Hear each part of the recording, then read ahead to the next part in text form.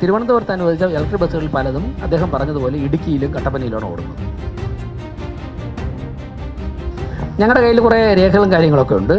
ഞാനൊരു കാര്യം പറയാം, ജനങ്ങളുടെ നികുതി പണം കട്ടെടുത്തവർ ആരായാലും തന്നെ അവർ ആൻസറബിളാണ്. അതിനാവശ്യമായ കാര്യങ്ങൾ ഞങ്ങൾ ചെയ്യും. 3000 8,000 രൂപ കൊടുത്തൊരു ടയർ മാറ്റാൻ വേണ്ടി കാണിക്കുന്ന അലംഭാവം 10 ലക്ഷം രൂപ വരെ വാഹനം നഷ്ടപ്പെടുന്ന ഒരവസ്ഥയിലേക്ക് പോകുന്നു. പിന്തുണ തരുന്നതുകൊണ്ട് കൂടുതൽ ഫണ്ട് കൊടുക്കുന്നു, പിന്തുണ കൊടുക്കാത്തതുകൊണ്ട് അങ്ങനെ കയറിയില്ല. അങ്ങനെയുള്ള നിലപാട് നരേന്ദ്രമോദിജിക്കില്ല. അതുകൊണ്ട് ഞങ്ങൾക്കും അത് പാലിക്കാൻ സാധിക്കില്ല. നമസ്കാരം. തിരുവനന്തപുരം നഗരസഭയുടെ നിയുക്ത മേയറായ ശ്രീ VV രാജേഷും ഡെപ്യൂട്ടി മേയറായ ശ്രീ ആശാ നാഥും പങ്കെടുക്കുന്ന മീറ്റ് ദ പ്രസ് എന്ന പ്രോഗ്രാം നടക്കാൻ വേണ്ടി പോവുകയാണ്. എന്തായാലും തിരുവനന്തപുരം നഗരത്തിൽ എന്തൊക്കെ വികസന പരിപാടികൾ കൊണ്ടുവരും എന്നുള്ള നിരവധി ചോദ്യങ്ങൾ ഉയർന്നു വരുന്നുണ്ട്. എന്തായാലും ഈ ചോദ്യങ്ങൾക്കെല്ലാം തന്നെയുള്ള ഉത്തരം ഈ ഒരു പരിപാടിയിലൂടെ നിയുക്ത മേയറും ഡെപ്യൂട്ടി മേയറും നൽകുകയാണ്.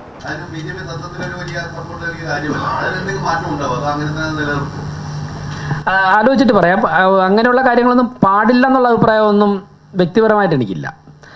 നമുക്ക് ലോകത്ത് സാധ്യമായിട്ടുള്ള എല്ലാ സാഹചര്യങ്ങളും മനുഷ്യന് ജീവിതം എൻജോയ് ചെയ്ത് മുന്നോട്ട് പോകാനുള്ള സാഹചര്യം ഉണ്ടാകണം. ആവശ്യമായ സ്ഥലങ്ങളിൽ പരിധികൾ വേണം, പരിമിതികൾ ഉണ്ടാകണം എന്നുള്ള അഭിപ്രായമുണ്ട്. മറ്റുള്ള കാര്യങ്ങൾ വരുന്ന മുറയ്ക്ക് നമുക്ക് ആലോചിക്കാം. അതിനൊന്നും എതിരല്ല. ഈ മാലിന്യ പ്രശ്നത്തിൽ തെരഞ്ഞെടുപ്പ് പ്രചരണ കാലത്ത് ഒരു ചോദ്യം BJP കഴിഞ്ഞ ഭരണസമിതിയോട് ചോദിച്ചു, നഗരത്തിൽ നിന്നുള്ള മാലിന്യങ്ങൾ പ്രോസസ് ചെയ്യുന്നത് എവിടെയാണ്? ആ ചോദ്യത്തിന് ഉത്തരം കണ്ടെത്താൻ മുൻഗണന നൽകുന്നു. ആ ചോദ്യത്തിന് ഉത്തരം കണ്ടെത്തിയാൽ മാത്രമേ പ്രശ്നം പരിഹരിക്കുകയുള്ളൂ. ആ ചോദ്യത്തിന് ഉത്തരം കണ്ടെത്തുവാനുള്ള പരിശ്രമമാണ് ഞങ്ങളുടെ ചിന്തകളിൽ ആലോചിച്ചത്. ഞാൻ നേരത്തെ പറഞ്ഞല്ലോ, ഇൻഡോർ മേയറുമായി ഇന്ന് സംസാരിക്കുന്നുണ്ട്. അദ്ദേഹം വിളിച്ചിരുന്നു. ഇന്ന് വൈകുന്നേരത്തിന് മുമ്പ് തിരുവനന്തപുരം മേയർ സംസാരിക്കുന്നുണ്ട്. അങ്ങനെ നരഹരി IAS അദ്ദേഹം ഇൻഡോറിലെ ഡിസ്ട്രിക്ട് കളക്ടറായിരുന്നപ്പോഴാണ് ഈ പ്രശ്നം പരിഹരിച്ചത്. അദ്ദേഹവുമായി ഞങ്ങൾ ജന്മഭൂമി ദിനപത്രത്തിൻ്റെ ഒരു സെമിനാറിൽ അദ്ദേഹം വന്നു. ജന്മഭൂമി പത്രത്തിൻ്റെ സെമിനാറിൽ അദ്ദേഹം വന്ന് ഇൻഡോറിൽ എങ്ങനെയാണ് ഇഷ്യൂ സോൾവ് ചെയ്തെന്നുള്ളതിനെക്കുറിച്ചുള്ള കൃത്യമായിട്ടുള്ള പവർ പോയിന്റ് പ്രസൻറ്റേഷൻ അദ്ദേഹം അവതരിപ്പിച്ചു. ഏത് സമയത്ത് ബന്ധപ്പെട്ടാൽ തിരുവനന്തപുരത്ത് വെച്ച് ടെക്നിക്കൽ അസിസ്റ്റൻസ് തരാൻ തയ്യാറാണെന്ന് പറഞ്ഞു. അപ്പോൾ അങ്ങനെയുള്ള പല മേഖലകളുമായി ഞങ്ങൾ സംസാരിച്ചുകൊണ്ടിരിക്കുകയാണ്. തീർച്ചയായിട്ടും ഏറ്റവും അവൈലബിൾ ആയിട്ടുള്ള നല്ല സാങ്കേതികത ഉപയോഗിച്ചുകൊണ്ട് തിരുവനന്തപുരത്ത് നടപ്പിലാക്കും.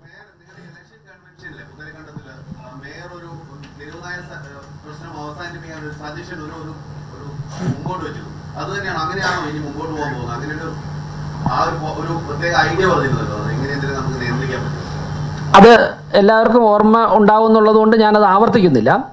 അത് തന്നെയാണ് അതിന് ഇപ്പോൾ നിലവിലുള്ള നിയമങ്ങൾക്കകത്തുനിന്നുകൊണ്ട് ഏറ്റവും നല്ല മാർഗം. സുപ്രീം കോടതിയുടെ കൂടെ വെർഡിക്റ്റ് വന്നതുകൊണ്ട് ഷെൽട്ടറിൽ പാർപ്പിക്കുക എന്നുള്ളത് തന്നെയാണ്. അപ്പോൾ അതിന് നമ്മുടെ ഒരു പ്രശ്നം വരുന്നത്, നമുക്ക് ഇപ്പം ഞങ്ങൾ രാഷ്ട്രീയക്കാരാണ്.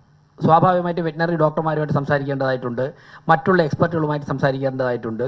എവിടെയാണ് നമുക്ക് ഇതിലിപ്പോൾ ഒരു തെരുവുനായ ഷെൽട്ടർ നമുക്ക് ഒരു ദിവസം കൊണ്ട് ഒറ്റ ദിവസം കൊണ്ട് ഒഴിച്ച് ചെയ്യാൻ പറ്റില്ലല്ലോ. ആ പ്രദേശത്തെ സ്ഥലം കണ്ടെത്തണം. അങ്ങനെയുള്ള കാര്യങ്ങൾ പരിഹരിക്കുന്നതോടുകൂടി ഇതൊരു സൊല്യൂഷനിലേക്ക് എത്തും. നിലവിലുള്ള സാഹചര്യത്തിൽ അത് തന്നെയാണ് ഏറ്റവും. ഇപ്പോൾ ഒരു 8,000 9,000 തെരുവുനായ്ക്കൾ തിരുവനന്തപുരത്ത് ആകെ ഉണ്ടാകുമെന്നാണ് ഏറെക്കുറവുള്ള കണക്ക്. കൂടാൻ കുറയാം. ഒരു ഷെൽട്ടറിൽ ഒരു നായ്ക്ക് എത്ര സ്ക്വയർ ഫീറ്റ് വേണം, എത്ര ഭക്ഷണം, എത്ര ക്വാണ്ടിറ്റി ഭക്ഷണം വേണം പെർ ഡേ, അതെവിടെ കുക്ക് ചെയ്യും, ഇങ്ങനെയുള്ള കാര്യങ്ങൾ സോർട്ട് ഔട്ട് ചെയ്തതിന് ശേഷം ഞങ്ങൾ പറഞ്ഞ സമയത്തിനുള്ളിൽ ഈ വിഷയം പരിഹരിക്കും.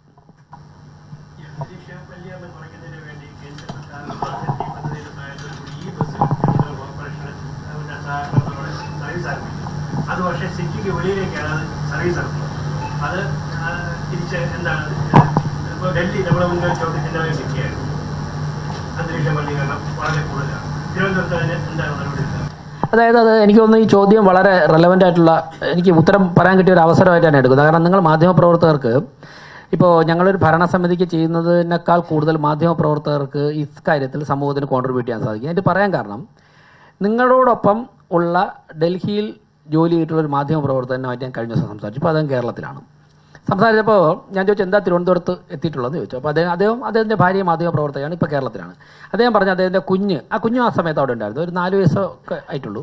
കുട്ടികൾക്ക് ഡൽഹിയിൽ താമസിക്കാൻ നിർവാഹമില്ല. കാരണം 5 വയസ്സിന് മുമ്പുള്ള കുഞ്ഞുങ്ങളൊക്കെ ആണെങ്കിൽ ശ്വാസകോശ പ്രശ്നങ്ങൾ ഉണ്ടാകുന്നു പൊല്യൂഷൻ കാരണം. അതുകൊണ്ടാണ് ഞങ്ങൾ, അതായത് കുട്ടിയുടെ ആരോഗ്യത്തിന് വേണ്ടി അച്ഛനും അമ്മയും ഡൽഹിയിൽ നിന്ന് ട്രിവാൻഡ്രത്തേക്ക് സെറ്റിൽ ചെയ്യുകയാണ് അവർ. ഇത് നേരിട്ടൊരു 8-10 ദിവസത്തിനകത്ത് എനിക്കുണ്ടായ അനുഭവമാണ്. ഡൽഹി നമുക്ക് ചിന്തിക്കാൻ നിർവാഹമില്ലാത്ത തരത്തിലേക്ക് പൊല്യൂട്ടഡ് ആണ്. സെയിം നമ്മൾ വളരെ ശ്രദ്ധിച്ചില്ലെങ്കിൽ തിരുവനന്തപുരത്ത് യാതൊരു സംശയവും വേണ്ട, ഡൽഹിയേക്കാൾ വേഗത്തിൽ ഇത് വ്യാപിക്കും എന്നുള്ള കാര്യത്തിൽ യാതൊരു സംശയവും വേണ്ട. ഇത് പരിഹരിക്കുവാൻ വേണ്ടിയാണ് 2070 ആകുമ്പോഴേക്കും ടോട്ടലി കാർബൺ ന്യൂട്രാലിറ്റിയിലേക്ക് എത്തണമെന്നുള്ള ലക്ഷ്യം വെച്ചുകൊണ്ടാണ് നരേന്ദ്രമോദി ഗവൺമെൻറ് തിരുവനന്തപുരത്ത് പരമാവധി ഇലക്ട്രിക് ബസ്സുകൾ അനുവദിച്ചത്. പക്ഷേ ദൗർഭാഗ്യകരമെന്ന് പറയട്ടെ, തിരുവനന്തപുരത്ത് അനുവദിച്ച ഇലക്ട്രിക് ബസ്സുകളിൽ പലതും അദ്ദേഹം പറഞ്ഞതുപോലെ ഇടുക്കിയിലും കട്ടപ്പനയിലാണ് ഓടുന്നത്. ഒടുവിൽ ഞങ്ങൾ ആശാനാഥൻ ഞങ്ങളൊക്കെ ഉൾപ്പെടെയുള്ള കൗൺസിലർമാർ ഇടുക്കിയിലും കട്ടപ്പനയിലും നെയ്യാറ്റിൻകരയിലും പോയി ബസ് തടയുമെന്ന് വാർത്ത കൊടുത്തപ്പോഴാണ് ചില ബസ്സുകൾ പിൻവലിച്ചത്. ഇപ്പോഴും ഞാൻ മനസ്സിലാക്കുന്നത് ആറ്റിങ്ങൽ, വെഞ്ഞാറമൂടൊക്കെ ഈ ഇലക്ട്രിക് ബസ്സുകൾ ഓടുന്നുണ്ട്. അപ്പോൾ രണ്ട് കാര്യങ്ങളാണ് പരിശോധിക്കേണ്ടത്. ഒന്ന്, അന്വേഷിച്ചപ്പോൾ അറിയുന്നത് ഈ ഇലക്ട്രിക് ബസ്സുകൾ സിറ്റിയിൽ മാത്രം ഓടിക്കഴിഞ്ഞാൽ അത് അവർക്ക് സിറ്റിയിൽ പരമാവധി ബസ്സുകൾ ഓടിച്ചു. ഇനി സിറ്റിയിലേക്ക് വരേണ്ട ആൾക്കാരെ ആറ്റിങ്ങൽ, നെയ്യാറ്റിൻകര, നെടുമങ്ങാട് എന്നൊക്കെ കൊണ്ടുവരാൻ വേണ്ടിയാണ് അങ്ങോട്ട് വിട്ടിരിക്കുന്നതെന്നാണ് അനൗദ്യോഗികമായ ഉദ്യോഗസ്ഥൻ എന്നോട് പറഞ്ഞത്. പരിശോധിക്കണം. ഇപ്പോൾ സിറ്റിയിലേക്ക് ആൾക്കാർക്ക് വരാൻ വേണ്ടി കൂടുതൽ സൗകര്യം ഉണ്ടാക്കാൻ വേണ്ടിയാണ് ചെയ്യുന്നതെങ്കിൽ നമുക്കത് എങ്ങനെയാണ് ചർച്ച ചെയ്യേണ്ടതാണ്. എനിവേ, തിരുവനന്തപുരം സിറ്റിക്കുള്ളിൽ പരമാവധി മലിനീകരണം കുറയ്ക്കുവാൻ ആവശ്യമുള്ള നിയമ നടപടി സ്വീകരിക്കും. ആ ബസ്സുകളുടെ സാഹചര്യം പരിശോധിക്കും. എന്താണ് സാഹചര്യം പരിശോധിച്ചിട്ട് ആവശ്യമാണെന്നുണ്ടെങ്കിൽ എല്ലാം തന്നെ തിരിച്ചു വിളിക്കുന്ന തീരുമാനമെടുക്കും. 100%. ഇപ്പോഴത്തെ ഈ സാഹചര്യമൊക്കെ വെച്ചിട്ട് ഞങ്ങളെ ഏൽപ്പിച്ചാലേ ആ വാർഡിൽ ഏറ്റവും നല്ല മുന്നേറ്റം നടക്കുകയുള്ളൂ. ഇപ്പോൾ സ്വതന്ത്രർ ഉൾപ്പെടെ എനിക്ക് തോന്നുന്നു LDF നിന്നും UDF നിന്നൊക്കെ നിരവധി കൗൺസിലർമാരെ ഞാൻ കണ്ടു. ഇന്നലെ അവരോട് താങ്കൾ ഉണ്ടായിരുന്നോ എനിക്കറിയില്ല, ഞങ്ങളുടെ ഡെപ്യൂട്ടി മേയർ തെരഞ്ഞെടുപ്പിന് ശേഷം കൗൺസിലർമാരെ അഡ്രസ്സ് ചെയ്തപ്പോഴേക്കും മേയർ ഞങ്ങളുടെ സംസ്ഥാന അധ്യക്ഷൻ രാജീവ് ചന്ദ്രശേഖർജി ഉൾപ്പെടെ അവിടെ ഉണ്ടായിരുന്നുകൊണ്ടാണ് ഞാൻ പറഞ്ഞത്. അദ്ദേഹം ഞങ്ങൾക്ക് തന്നിരിക്കുന്ന നിർദ്ദേശം 101 വാർഡുകളിലെയും കൗൺസിലർമാരുടെ ഭാഗത്തു നിന്നും അവരവരുടെ വാർഡുകളിൽ നമ്മൾ അടിയന്തരമായി ഇടപെടേണ്ട കാര്യങ്ങളെക്കുറിച്ചുള്ള നിർദ്ദേശങ്ങൾ നിങ്ങൾ പരമാവധി ശേഖരിക്കണം. അതുൾപ്പെടെയാണ് നമ്മൾ കേന്ദ്ര സർക്കാരിൻ്റെ മുമ്പിൽ സമർപ്പിക്കാൻ പോകുന്നത് എന്ന് പറയുമ്പോൾ സ്വാഭാവികമായിട്ടും LDFൻ്റെയും UDFൻ്റെയും ഒക്കെ കൗൺസിലർമാർക്ക് ഉൾപ്പെടെ അക്കാര്യങ്ങൾ ഞങ്ങളെ പിന്തുണയ്ക്കാമല്ലോ. അപ്പോൾ സ്വാഭാവികമായിട്ട് വിഴിഞ്ഞങ്കാര്യം ഞങ്ങളെ തന്നെ ഏൽപ്പിക്കാം വാർഡ്. കഴിഞ്ഞ ഭരണസമിതിയുടെ അനുമതിക്ക് ശക്തമായിട്ടുള്ള ഒരു അന്വേഷണം നടത്താൻ ഈ ഭരണസമിതി ഞങ്ങളുടെ കയ്യിൽ കുറേ രേഖകളും കാര്യങ്ങളൊക്കെ ഉണ്ട്. ഞാനൊരു കാര്യം പറയാം, ജനങ്ങളുടെ നികുതി പണം കട്ടെടുത്തവർ ആരായാലും തന്നെ അവർ ആൻസറബിളാണ്. അതിനാവശ്യമായ കാര്യങ്ങൾ ഞങ്ങൾ സ്വീകരിക്കും. ബസ്സുകളുടെ ഇപ്പോഴത്തെ അവസ്ഥ പരിശോധിക്കാൻ തയ്യാറാണ്. കാരണം ഉദാഹരണത്തിന് കാട്ടാക്കട ഡിപ്പോയിൽ 5 ബസ്സുകൾ, ഇതിൽ 4 കട്ടപ്പെട്ടു, അതിൽ 3 ദീർഘനാളായി. ഇത് തിരുവനന്തപുരം കോർപ്പറേഷൻ കൊടുത്ത ബസ്സുകളുടെ കാര്യമാണ് താങ്കൾ പറയുന്നത്? നമ്മളിവിടെ ഓടുന്ന അല്ല, അതാ ഇവിടെ ഓടുന്ന അതുപോലത്തെ ബസ്സാണ് ഇതിപ്പോൾ. അതാണ്, ഇതുപോലെ ഒരുപാട് ഇൻഫർമേഷൻ കിട്ടാനുണ്ട്. ഞാൻ നേരത്തെ പറഞ്ഞൊരു കാര്യം ഇത് കണക്ട് ചെയ്ത് വരികയാണ്. അതായത് നമ്മുടെ പല വാഹനങ്ങളും എവിടെയൊക്കെ കിടക്കുകയാണ്. ഇപ്പോൾ കോർപ്പറേഷനുള്ളിൽ നിങ്ങൾ ഇന്ന് ക്യാൻറ്റീനിലോട്ട് പോകുന്നതിൻ്റെ വലതു ഭാഗത്ത് മുഴുവൻ ജീപ്പുകൾ കിടക്കുകയാണ്. ചിലപ്പോൾ ഒരു ജീപ്പിൻ്റെ ഒരു ടയറായിരിക്കും ഇല്ലാതായത്. ഒരു ടയർ മാറ്റാൻ പഠിച്ചിട്ട് മറ്റ് 3 ടയറും അല്ലെ അവിടെ കിടന്ന് പുല്ല് പഠിക്കുകയാണ്.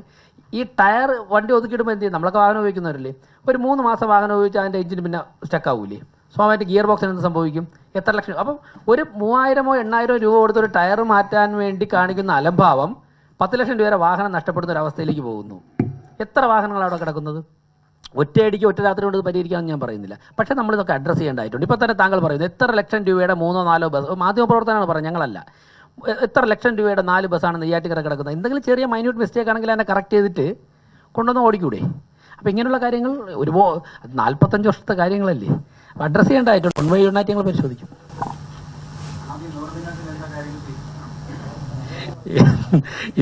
ഇതിലെല്ലാം അത് ഉൾപ്പെടും. പഴകിയ ഭക്ഷണം ആൾക്കാർക്ക് കൊടുക്കരുത്, ഇതാണ് ആദ്യം പറയാനുള്ളത്.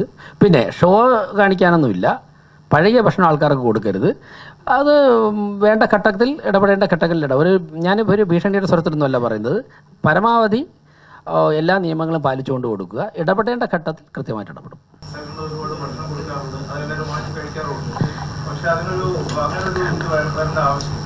അല്ല, അത് അങ്ങനെ തീരുമാനം കോർപ്പറേഷൻ എടുത്തിട്ടുണ്ടെങ്കിൽ അതിൽ ചില നല്ല ഉദ്ദേശങ്ങളുണ്ടാകും.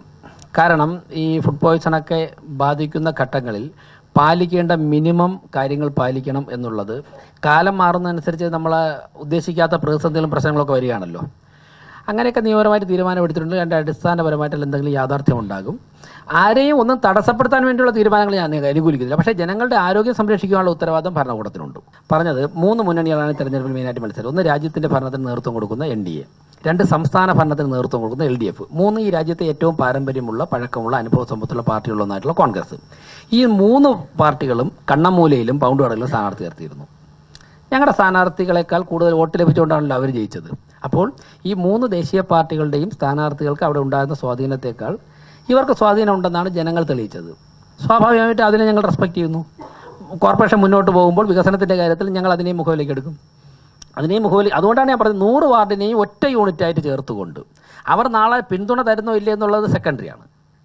പിന്തുണ തരുന്നതുകൊണ്ട് കൂടുതൽ ഫണ്ട് കൊടുക്കുന്നോ പിന്തുണ കൊടുക്കാത്തതുകൊണ്ട് അങ്ങനെ കയറിയില്ല, അങ്ങനെയുള്ള നിലപാട് നരേന്ദ്രമോദിജിക്കില്ല. അതുകൊണ്ട് ഞങ്ങൾക്കും അത് പാലിക്കാൻ സാധിക്കില്ല. അതുകൊണ്ട് ഞങ്ങൾ അതിനെയൊക്കെ വളരെ ബഹുമാനത്തോടെ തന്നെയാണ് ഞങ്ങൾ കാണുന്നത്. എന്തായാലും തിരുവനന്തപുരം നഗരസഭയിൽ എന്തൊക്കെ കാര്യങ്ങളാണ് കൊണ്ടുവരിക, വികസന പ്രവർത്തനങ്ങളാണ് നടപ്പിലാക്കുക, മോദി വരുമോ എന്നുള്ള ചോദ്യങ്ങൾക്കെല്ലാം തന്നെ ഉത്തരം ഡെപ്യൂട്ടി മേയറും നിലവിൽ നൽകിയിരിക്കുകയാണ്. ഇതെല്ലാം തന്നെ പ്രാവർത്തികമാക്കുമെന്ന് തന്നെയാണ് അവർ നമ്മളോട് വ്യക്തമാക്കുന്നത്. ക്യാമറമാൻ അഖിൽ അശോകിനൊപ്പം അമൽ രുദ്ര, മറുനാടൻ മലയാളി, തിരുവനന്തപുരം.